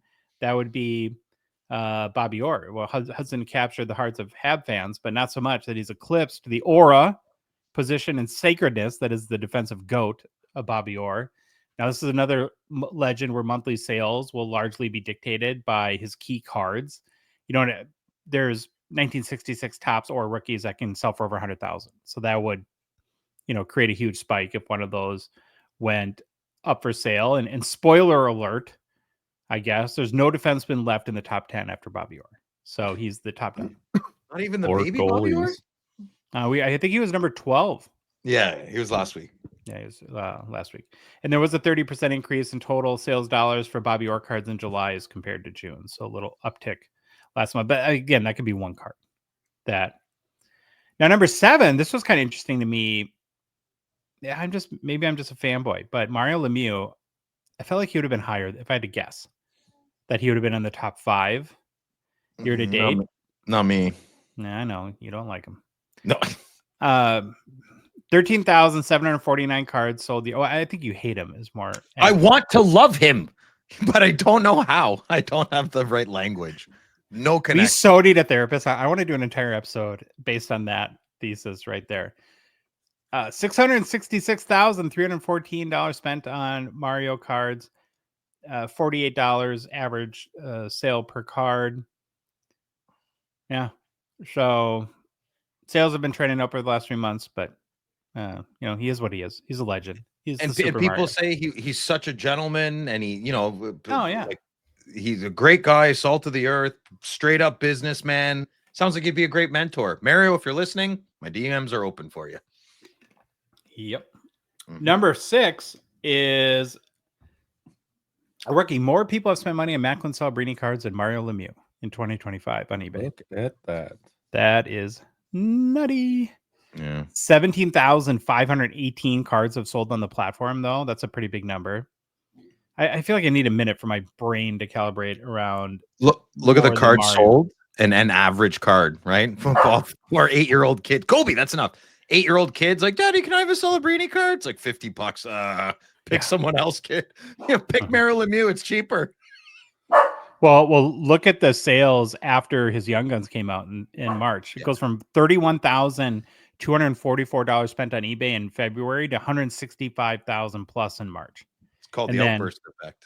Then you have 5 straight months of over 100,000, and that's because you had Platinum come out, some other sets, 2024 SPX came out, and he is, the one thing that I take away from this whole exercise when it comes to Celebrini is there's no question who the top dog is for 2024-25 rookies. It's Macklin Celebrini. Yeah, he pulled away pretty solid. Number 5, a little graphics boo-boo there. Okay, number 5 is my fault, by the way. Don't blame Louis. Stay out of the comments and blame me. Sid the Kid, the 5th highest selling hockey player so far, year to date on eBay. 22,000 cards have sold in 2025 for $797,001 US. It's average of $36 a card, and has been dipping a little bit over the last 3 months. Kind of hit the 2025 low in July, 85,000. The one thing I thought of, like when I looked at this chart, is I just wonder if, he peaked at 142,000 in March. Now that could have been a couple big cup RPAs or who knows what that was. But that's also around the time when it became very obvious that the Penguins were not going to be a playoffs team. And, if you had a guess as to reasons why The R sales word? have what? The R word? Retirement. Not maybe. You think that, and that's not going to happen. I don't think that, but it's. I mean, that conversation's coming. Well, so Sid the Kid, number 5, and number 4. Now we have Betsy. Now you can make the hair comment. Oh no. Hair comment. Yeah, comb your hair. You know what he needs, Louis? He needs this. Okay, I'm excited to talk about this one. For Fail. Oh, there we go. fail. I know. So over 30,000 Bedard cards have sold on eBay so far in 2025.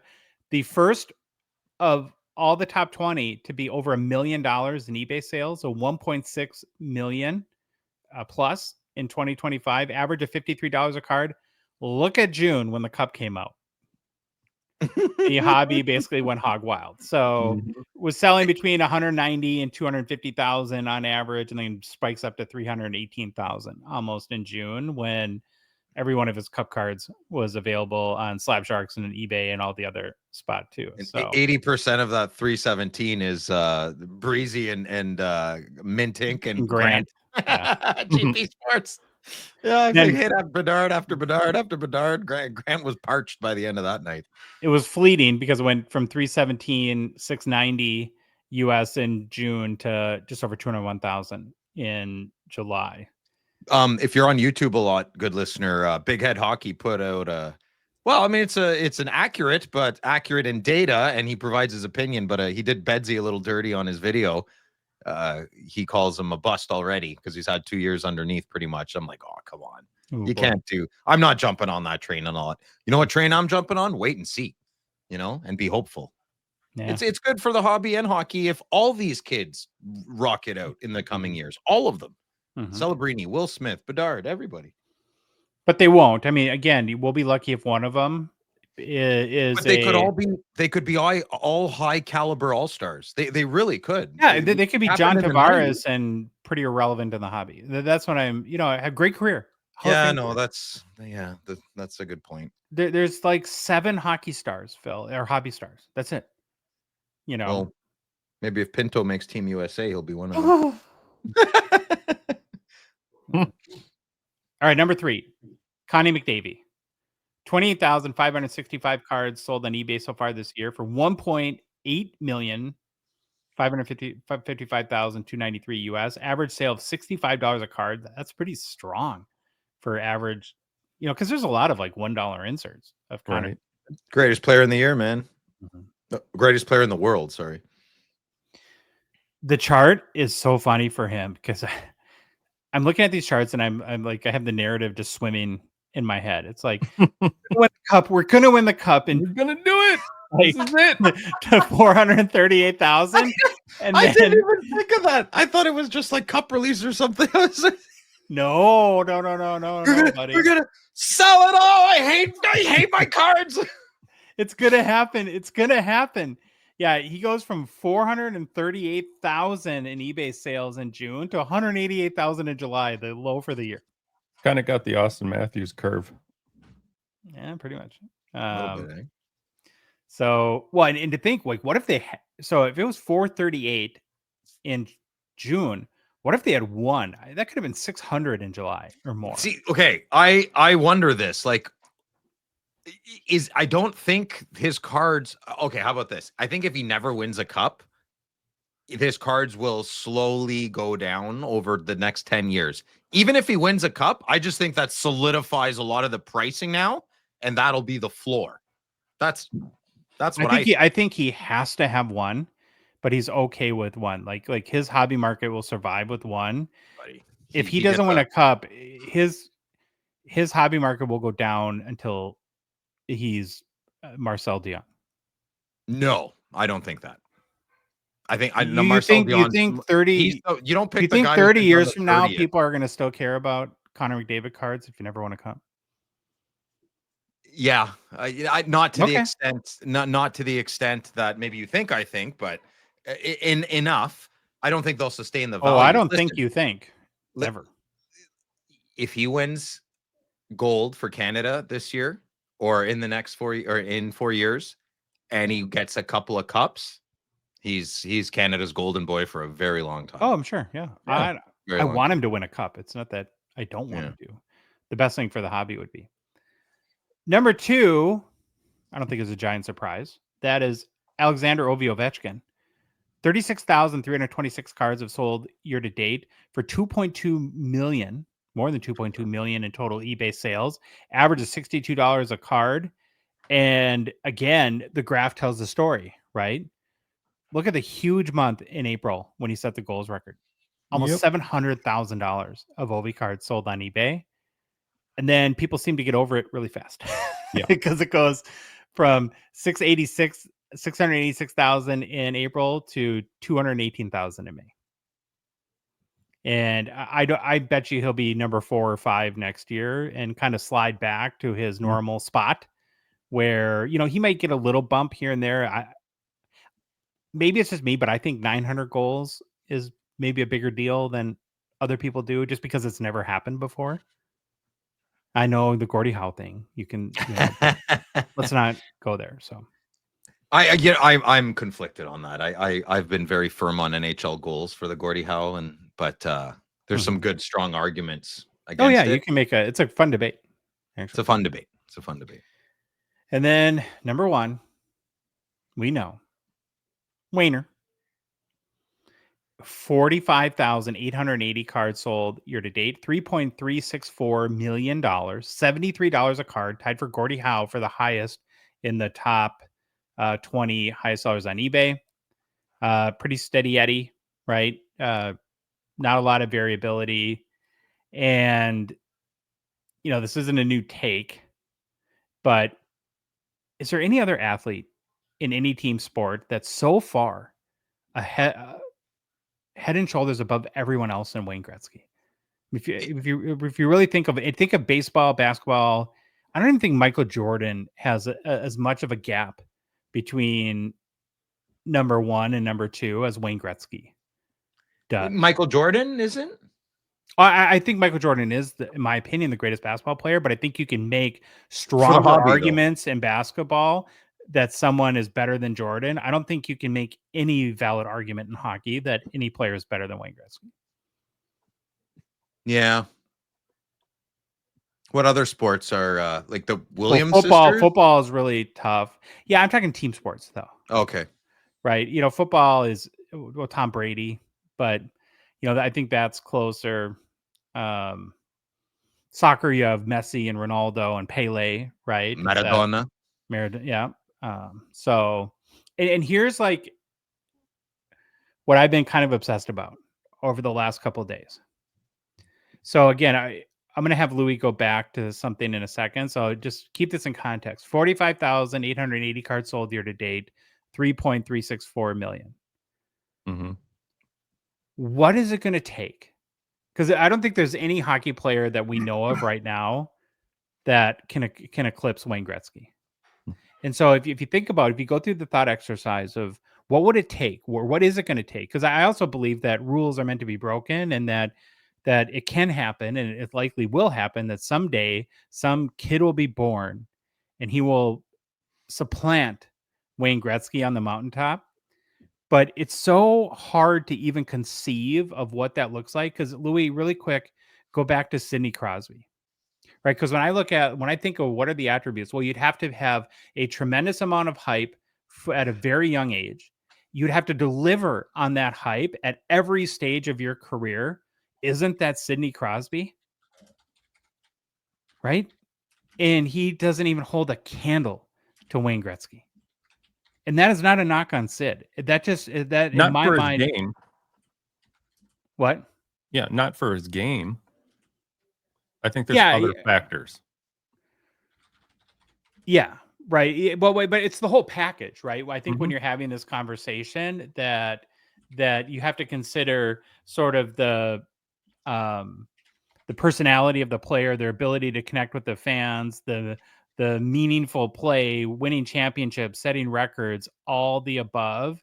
And I just kept coming back to, when I was thinking about this, you know, if Sidney Crosby, if his career is basically not even approachable what Wayne Gretzky's is, what is that player going to actually have to do in order to, right? And we see players that have like certain components, like Bedard had the hype, but at this point, it's like poppycock to compare him to Wayne Gretzky, right? Well, what you asked, what it will take. Let's look at what it took for Gretzky to get that. And there's some factors, I think. A lot of people are going to know what I'm going to say, but the goalie equipment was a lot smaller. That's a big one. And then you could counteract, say, well, there was no two-line pass back then in the 80s as well. Gretzky was a master at getting open in the neutral zone and getting into the zone. And then he'd go into his office behind the net. The offense in the 80s was insane. Wasn't it like 6-7 goals per game was the average back then? What is it now? Like 4.5, 5? So I think the environment and the here's another one. The two professional leagues diluted a lot of talent, right? And I know he played in the 90s. I get it, and he kept going. But he got a really good head start, and his environment was perfect. But he was like miles ahead of even of his contemporaries. Yeah. Right. The Steve Yzermans, the Mario Lemieux, because I guess another factor would be longevity, right? That's important too, is that you could make the argument maybe if Mike Bossy had played as long as Wayne Gretzky, that I don't know. And so you're going to have, well, I think like with Wayne Gretzky goes back to, what does everyone talk about this story when he scored 400 goals as a 10-year-old? So you're going to need a player who, that people are talking, like there's YouTube videos about this savant kid that, at 6 years old is playing against 13-year-olds and scoring 6 goals a game. And then that kind of like in the LeBron fashion, right? Where, that was what was so unique about LeBron, even, and this was 20 years ago now, but he was on the cover of Sports Illustrated as a high schooler. Yeah, he didn't even go to college, eh? I mean, right. It shows. He probably should have. which is incredible, right? And he's lived up essentially to all the hype and so you would need somebody in a similar fashion, but that can connect with, and that's like where LeBron has faltered, right? He connects with some fans and other people don't like him, right? You have to be universally loved and have some magnetic personality, set all these records. And again, I'm not saying it won't happen, but if you really try to put like pen and paper down to what it would actually take for someone to say, you need lightning in a bottle. I mean, can it happen? Yeah. Well, probably will. I mean, what do you think? I mean, the odds are that it probably will, won't it? Mm-hmm. It has to. But here's my, you chew on that, Phil. Here's my reasons, because I actually sat down and thought about this today, because I started where you were going when you were talking. I was thinking about the game, and I even said something to Josh the other day who I was talking about the game differences, right? So I sat down and I wrote down, it was a different game, but why, then looking at this chart, why are we still buying so much? And I think a lot of it breaks down to Gretzky is a mainstream sports name, not just in hockey. Yeah. Okay. Can I stop you there? Because that is a fantastic point. And the word that is, I think, really important in that is transcendent. You have to be able to transcend beyond just your sport. Where like McDavid, as great as McDavid is, nobody outside of hockey has any clue who he is. Right. Yeah. Where people around the world know who Wayne Gretzky is. So you keep going, Louis. That's a great point. Because then I wrote down, if transcendent, he still holds that icon status. You think of Gretzky, you think of him in hockey. He still owns, I called it the face of hockey, even though, he's the great one. But even in the game, he's still the face of hockey. What's it going to take to knock him off of that? I don't know. But somebody's got to do that in order for any of this on the screen to change. Now, the one cool thing about it is let's not get into the whole, is it really a 10 debate? Should be 9s, blah, blah, blah. But I wrote down his rookie card. Think of all these other guys, rookies, and they don't carry that same high grade mystique, I guess I called it, like the Gretzky PSA 10, right? In either Topps or O-Pee-Chee, right? There's so many of, take McDavid or Bedard. You would need, what are you going to say McDavid's, what's a big McDavid or an Ovi, the Future Watch, Flop or something? They're never going to touch the mystique of that Gretzky. Yeah, like in my mind, the 79 Gretzky is the 52 Mickey Mantle of the hockey hobby. Yeah. And even if Wayne Gretzky gets like Mantle, I don't think anyone's going to say Mantle's the greatest baseball player of all time, but everyone pretty much agrees it's still the most iconic card in all the hobby. And I would see that if somebody did come along where the public consensus is better than Wayne Gretzky, that the Gretzky rookie will still be the Mickey Mantle of all hockey, the 52 Mantle. Yeah, it's because there's nothing else. Honestly, there's nothing else that can touch it. I don't even take his 9 grades, 8s. I can't remember what 8s are going for, but even like a Bedard 101. How much is that going for? It's not touching 9s, Gretzky's. I think I don't think Ovechkin can do this, but the biggest thing somebody needs to do is globally somehow elevate hockey even more. I know it's huge, but Gretzky did that. Do you think? Oh yeah, Well, I always think of what was it? The name of the cartoon that I used to love as a kid, where stop. Care Bears. That's so funny. I like Care Bears. I'm mad, but that was really funny. No, it was the Michael Jordan, Bo Jackson, Wayne Gretzky, and Ken Griffey Jr. Pro Stars. Yeah, and that's how and maybe that is the answer, Louis. Maybe you just unlocked it right there, that whoever makes this game explode internationally will become that person. And while you were talking, I was sitting here thinking, Wayne Gretzky has not played in a hockey game in 26 years, and he dominates this hobby. Dominates it. He's part of our culture. That's the icon status. He still owns face of hockey, the great one, what I wrote down. It's just until somebody can take that from him. I don't think and let's circle back, Josh. I have had time to stew on it. I don't think there ever will be. The game is too different. And when I say the game, I'll break it down a bit more. The defensive side of the game is way too different. It is way, I know the goals are climbing. I get it. And I know the goalies are struggling in modern day NHL, but to dominate all year round against 31 teams that you're playing against, I just don't see it happening. I just don't. Defense is too strong. The pads are too big. The game is too fast, man. It's too fast.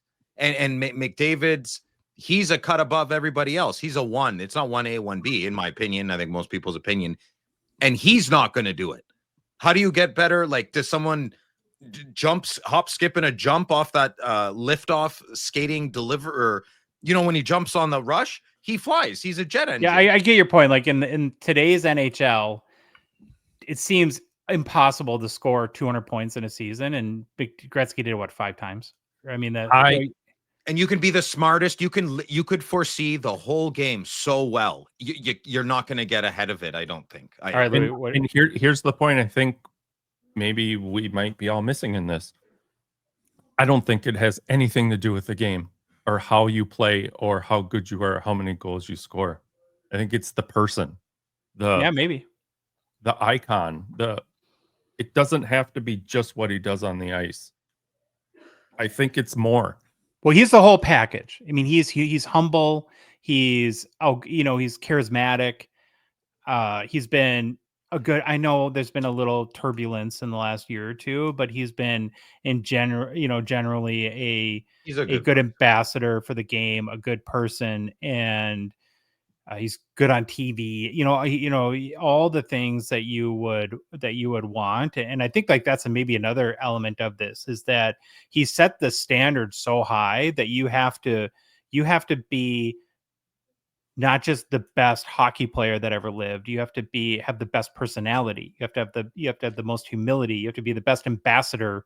Probably you have to be Canadian, I would guess, right? And somebody's not going to take this over while they're playing. Hands down, guaranteed. It's going to be after they're done, when they retire, what they do with what they did after the game, after playing it. That's my thought. What if LeBron James had Kevin Durant's personality? He might be the guy, right? No? If you know a lot about KD, I thought, isn't he the Minnesota Timberwolf? No, Anthony Edwards. Okay, Anthony Edwards. Oh my God, yeah. So if LeBron James had Anthony Edwards' personality, he might be the perfect ambassador for. Come on, man, LeBron James. I don't even watch basketball, and there's nothing I enjoy watching or listening about him. So but that's just your personality and what people are. Okay. LeBron James is one of the most popular athletes ever, Phil. I mean, you can't argue. Yeah, but isn't he just as infamous as he is famous? Well, when you say he's I mean, he's a billionaire, and his cards sell for just looking at the hobby, his jersey sales are number 1. So I mean, I think you can't say nobody likes LeBron James. I'm not saying that. I'm saying can we say more people like your guy a lot more? Well, that's what I'm saying. No, you're 100% right. And I think like as a lifelong basketball fan, the difference between Michael Jordan and LeBron James is very simple. Michael Jordan probably is a worse person than Michael Jordan's not a great person. He's not, but he was very strategic and smart. He never said anything publicly, and he was criticized really deeply for not speaking out on any issues, where LeBron has given his opinion, and we may wholly agree or disagree with his opinion. And that's what's hurt LeBron in the court of public opinion. Yeah. But and so kind of like how like rock stars used to do it in the day, right? There was the era of mystique.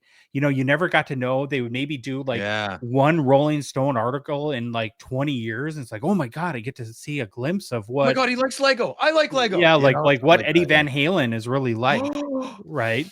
Yeah. And where all athletes are like an open book today, and that I think that that can help them and that can hurt them in equal measures. But to your point, you can make a basketball argument that LeBron is better than Michael. I don't agree with it, but you can make it.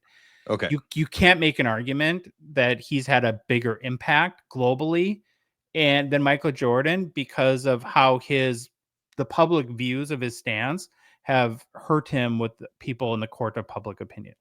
Well, when I think of James, I don't think of the things he says. I think of the way he plays. That's it, 'cause that's what I think of. I know he said dumb things. I could care less about that. Lots of people say dumb things. It's the way he plays. I just find funny. That's all. Well, I mean, the last couple of years he's flopped a little bit, but he's probably the most impressive human. He's a 6'9", 270-pound man that can move like scary. no other human being. He could be a tight end in the NFL if he wanted, couldn't he? Easily. I mean, Yeah, a guy that big should not be able to move like LeBron. It Like Jagger? defies. Yeah, The like Jagger. move like Jagger. But what we're so again, you have to have the total package. And I don't know, there's no conclusions that can be drawn here. Again, this was the kind of the key takeaway for me. This whole exercise is that Wayne Gretzky is so still. He's got like a 10 lap lead in the race for the king of the hockey hobby, and I hope we do see it someday. I mean, I have a soft spot for Gretzky, so I was a little sad when the goals record got passed, but man, would it be cool to see somebody come, because just how spectacular in every way that player would have to be. Mm-hmm. All right. Good talk. New product release is brought to you by Gongshow friend and partner Mint Inc. Mint Inc. has an amazing hobby store in Vaughan, which is just outside of Toronto. They have it all there. Hobby boxes, singles, grading services, consignment. They have Legos. Love Legos. We took Dave and Chandler to the Mall of America and to the big Lego store. Louis bought Legos. He couldn't. I did. Yeah. Lego's awesome. I got it right here. Whee! Well, if you're in the Toronto area on Friday, August 29th, you'll want to register for Mint Inc.'s next trade night. You can do so on their website. And plus, remember, Mint Inc. really services all of Canada, and they can help you out all across the country via their website at mintinc.ca. And Louis, speaking of shipping anywhere in Canada, Phil, Phil, right? Oh boy, he's on a show. Yep. Yeah, well, anyways, we know he's pretty naive, unworldly, as people would call him. Well, the other day he noticed a comment. He did that superhero video for YouTube. Yes. And he thought that somebody was giving him advice, but I kind of think it was a dig. I'll let you make the judgment on this. So the person makes a comment. I don't even remember what it was. They make the comment and they finish it up. Something with like, just wait till someday when your balls finally drop.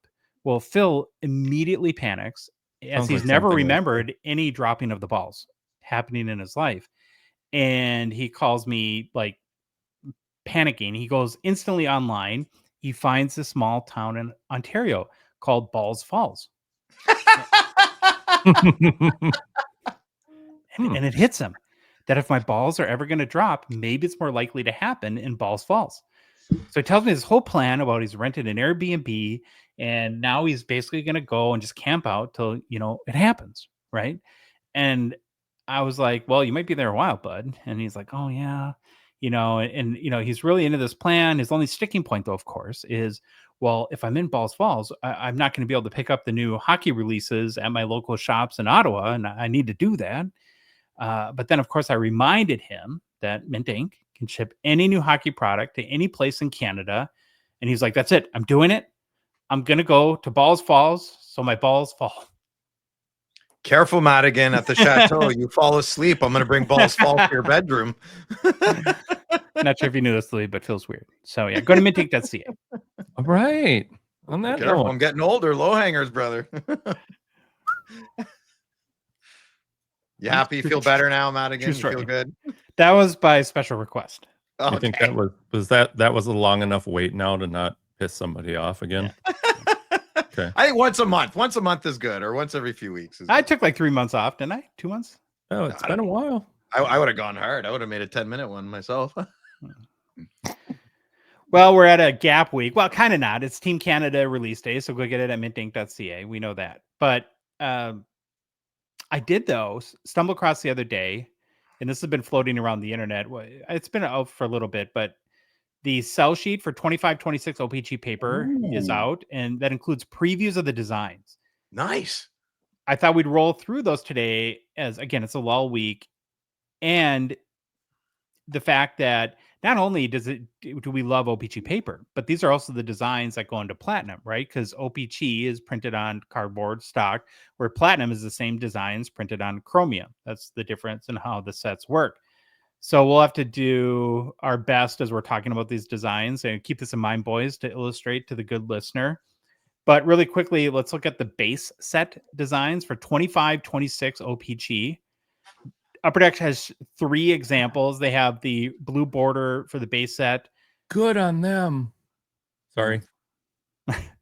They have now one thing that's interesting, and I went and verified this. So there's no all-star cards in O-Pee-Chee. We're used to seeing base veterans, all-stars, and marquee rookies. Well, they've replaced all-stars with 4 nations. That's awesome. Nice. Yeah, that's kind of cool. Except I like it. And then there's the marquee rookies, of course. The base is the design is a lot more intricate than I'm more of a simple guy. Like the first thing that came to my mind, especially on the 4 Nations card, where you have the different colors on the side, it has like a very like Native American vibe to me. Am I wrong in saying that? Or no, because it looks like feathers, right? It looks like feathers and headwear a bit. I like it. It reminds me of that. What's that? Well, not the only one, but the main one, that Black Diamond card I can't stand. Band of Colors? Yes. Ugh. But I don't mind this. This is okay. It makes sense. I get it.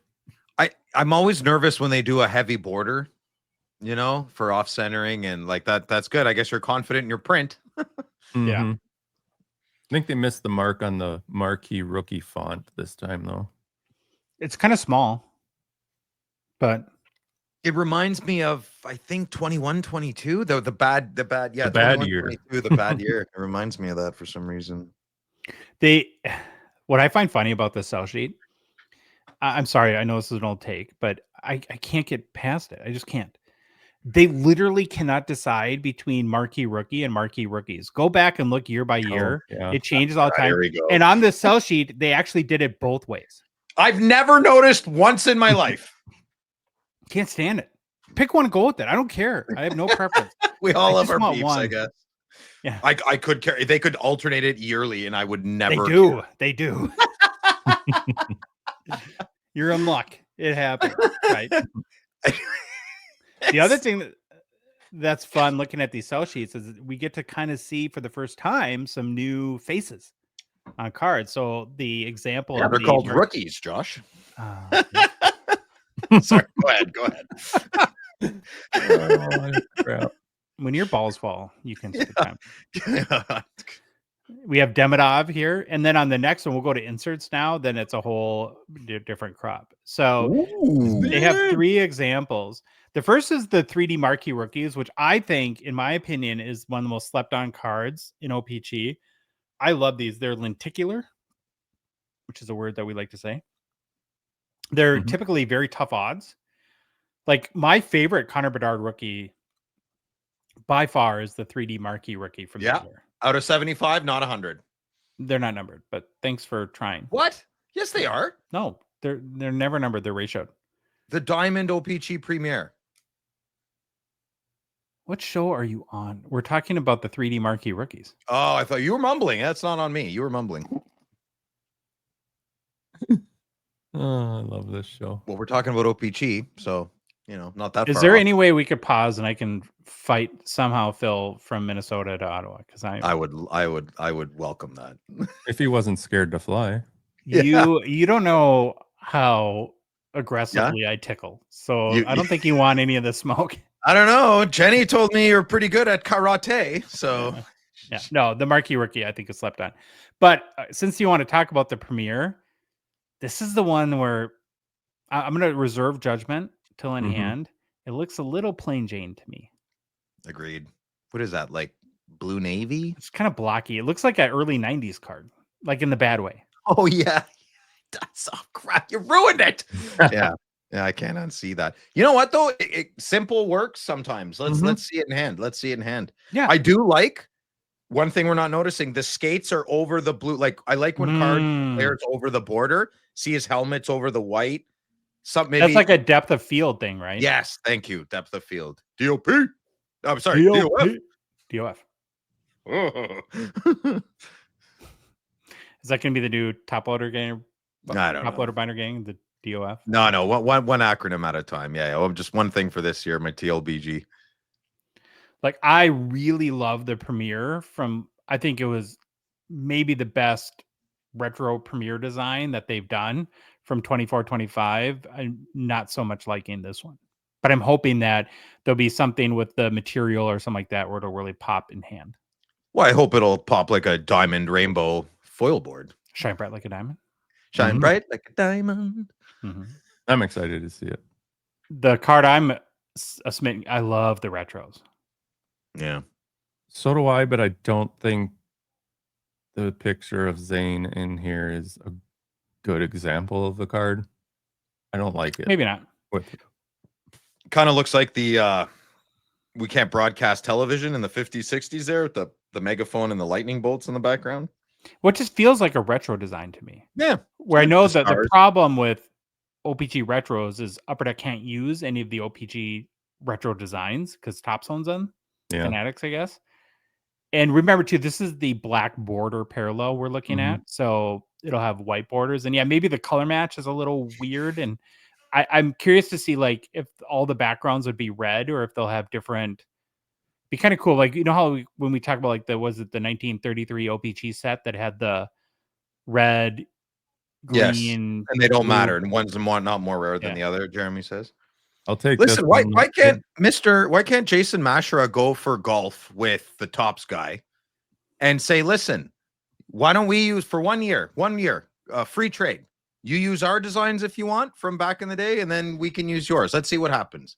Because it would be odd to have one collector and one non-collector playing golf together, right, Phil? Yeah, I guess so. Mm-hmm. So do people yeah, okay, do the thing. Shots fired! So do people do that in business? Are they like countries do with each other? Like, yeah, we won't, tax you coming in and don't tax us going there. Why couldn't they? Then no money is exchanged. Just you make as much money as you can with our old designs if you want. We'll do the same. See you later. Have a good round. I think that there's enough bad blood or ill will where I'm not sure that they would want to have coffee together, let alone. Well, that's silly. We all suffer. That's silly. Grow up. But We anyway, all suffer because 10 people don't like another 10 people. Is that how that works? I'm glad they got rid of the rainbow hockey stick thing. Oh, They got rid of like the Brady Bunch kind of. This is a little more like 30s kind of feel, or 40s kind of feel, like pre-World War II. Well, whatever it feels, it's better. Oh, I liked it. It reminded me of like old YMCA or something, Yeah, I was a fan of. I me too. usually like the retros, but I'm excited to see like the different variations of this. So should we get another case again this year? That was fun. Yeah. Let's have the same fiasco we had last year. No, we're not getting another case. All right. So I don't know. I look at this and I'm excited to see. Oh, and you can pre-order 24 or 25, 26 O-Pee-Chee paper right now at Mint Ink, about $100 Canadian. So oh my God, it's affordable. Yeah, I think it's like $70 US, something like that. So there you go. Personal pickups. Brought to you by Pather and the Ultimate Holder. All of our ungraded pickups are featured in the Ultimate Holder because we love our cards. We really do. Mm-hmm. Louis calls them his baby and pets them weird. Yeah. Yeah. I guess when you love something, you treat it well. And that's why we put them in Ultimate Holders, because they are the Ultimate Holder. They're made of acrylic, which is stronger, clearer, more scratch resistant than outdated and inferior polystyrene. That's a big word that I used. One touches. Plus, Pather Ultimate Holders offer UV protection to help keep your auto sharp. So visit shoppather.com and shoppather.ca to try them out for yourself. They are better and about the same price as a one touch, so you can't beat that. No. Phil, you got something to show and tell? I do. I have my second Ultimate card, and I'm really proud of it. Really? Yeah. You only have two? Maybe I have some. I'm sure I have lots, but like that that I remember. I got this beautiful Spezza Ultimate. Look at that autograph. Nice. Did you get that at the Ottawa Card Show? No, I don't remember where I got it. I just found it in my box the other day, and I didn't even remember I had it. Yeah. I was hoping you weren't going to ask me that question, but it's a new pickup this week because I was not aware it was in my. I had no idea I had this card. No clue. Phil has Yeah. mail day in his shoe boxes. Whoa! Yeah. I think I still have it here. That was like me with this dang bellows I just found in Yeah. the drawer last week. Exactly. Yeah. It happens sometimes, right? It's like Christmas. It's fun. Yeah. Listen. I'm a big Spezza guy. Every time I look at my Spezza collection, I'm so proud of it. He was a very underrated player and great person. Hmm. But Yeah. for the only baller in the group that can afford to buy cards every week. Oh yeah, like my $25 card. I My know. pickup. So, but I love this card. I am It's love it. Love it. Oh, Love it. yeah. Card Brothers. Yeah. It's a 2018-19 O-Pee-Chee Platinum Patrick Waugh VIP Ooh. Black. My favorite year of VIP Black designs. I think it's almost a perfect design. Yeah. It is super shiny. It's very nice. And I completed, and I'm going to show it off, I think maybe next week or the week after, in personal pickups, the holotype set. I've never completed a set before, so I'm very You finished excited. it? boy. Finished it, yeah. Oh, I'm a finisher. look at that. And I gave you mine. I'm not even done. My second one. for fifthsies, I'm not even done. I Can't might finish till your balls drop. Ooh. I was thinking I might do this one because this is a set that that was gross. That I would really like to have. I got some doubles. You got Larry Robinson in this too. So got some good retros. Mm-hmm. Very and again, this was not expensive. It was, I think, $25-30, something like The that. shields too. Look up O-Pee-Chee Platinum shields are pretty good. Yeah. All right, boys. Good job. Phil, do you have fun? Yes, I had fun. Did you have fun, Louis? I did. I hate that question. It makes me so happy. Fun, bud? Did you have fun? Like, just You have fun? I don't know what to Hey, say Phil, to that. Phil, you have fun? No. Miserable. Well, if you like this show, please leave a rating and review on Apple, Spotify, whatever podcast app you listen to us on. If you love the show, you want to support us, you want to chat with us, you want to help Phil get help in many ways, you can do so on the Hockey Cards Gongshow server, Discord server by donating $5 a month via our Patreon. Link is in the show description within our Instagram and TikTok profiles, on our website, hockeycardsgongshow.com, and via Patreon. That's patreon.com. Just search for Hockey Cards Gong Show. We're on social media. Hey, throw us a follow on Instagram, Facebook, TikTok, Twitter, and YouTube. And boys, the Hockey Cards Gong Show podcast is a production of Dogbox Ventures LLC. It's Kobe Cheapers. He's trying to upstage you, Louis, but you have to take it. Oh, are you pinching his butt? That's gross. Bye.